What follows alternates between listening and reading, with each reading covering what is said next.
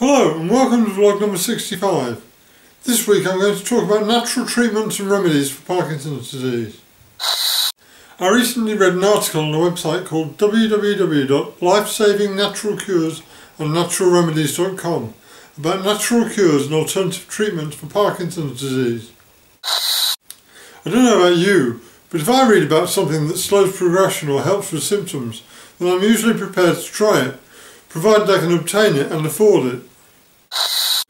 This article caught my eye because not only was medicinal cannabis the number one item on the list, but there were 2 or 3 other treatments that I'd never come across. The article gives an insight into 10 natural treatments and remedies, the first 5 of which I'm going to cover today. Next week I'll talk about the other 5. As I said, medicinal cannabis was top of the list and, as many of you will know, I credit cannabis with symptomatic relief of tremor, dystonia and anxiety, amongst others, and as research progresses in Israel and other enlightened countries, there is emerging evidence of antioxidant, anti-inflammatory and neuroprotective properties, and news that it may slow the progression of PD. The accumulation of toxic alpha-synuclein protein in the brain is believed to be a factor for Parkinson's, and a study has shown that cannabis helps the body clear this build-up. Medicinal cannabis is still shamefully illegal in the UK, but hopefully the recent issuing of a licence by the Home Office for the supply of medicinal cannabis for a 6-year-old child with severe epilepsy will be among the straws that will break the back of this particular camel. Coconut oil and red palm oil are cited in the article as brain food, and I have previously tried adding, with no positive effect, medicinal quantities of coconut oil to my daily green smoothie. Whilst I didn't notice any benefit, I do know that some people have noticed a major improvement in symptoms, particularly mood and cognitive issues. I hadn't heard about red palm oil though, and the article says it's particularly effective for Parkinson's due to high levels of vitamin E. A quick Google search reveals that Amazon sell it, and it isn't prohibitively expensive, so I will probably give it a try at some stage. Turmeric is a spice that is being hailed as a superfood, and it is claimed that it is anti-inflammatory, neuroprotective, and further, the newly discovered component, R-turmerone, is a promising candidate to support regeneration in neurologic disease. Research by Basir Ahmad of Michigan State University found that a compound in turmeric disrupted proteins responsible for PD, and so may help fight the condition. Turmeric is also claimed to prevent and reverse the effects of fluoride on the brain.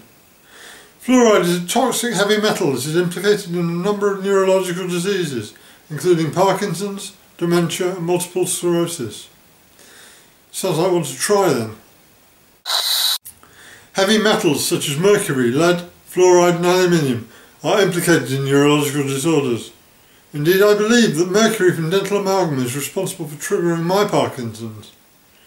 Chlorella, an algae, is cited as a powerful remover of heavy metals, and I certainly took chlorella to help clear mercury from my system, although I subsequently heard that most chlorella is itself contaminated with heavy metals, so perhaps I was doing more harm than good. Borax is another treatment I had never come across, apart from in cleaning products, but which is also claimed to be anti-inflammatory and to remove heavy metals. There is a most interesting article published on www.healthsciencespirit.com entitled The Borax Conspiracy, which I encourage you to read if you're thinking of trying it medicinally. Would I take it medicinally? I'm not sure yet. I think I'd like to read up on it a bit more first.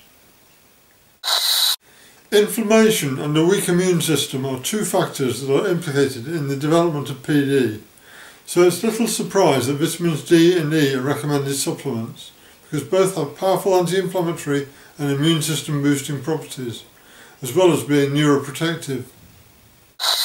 A study, the results of which were published in 2011 in the Archives of Neurology, showed a strong link between insufficient vitamin D and early onset Parkinson's.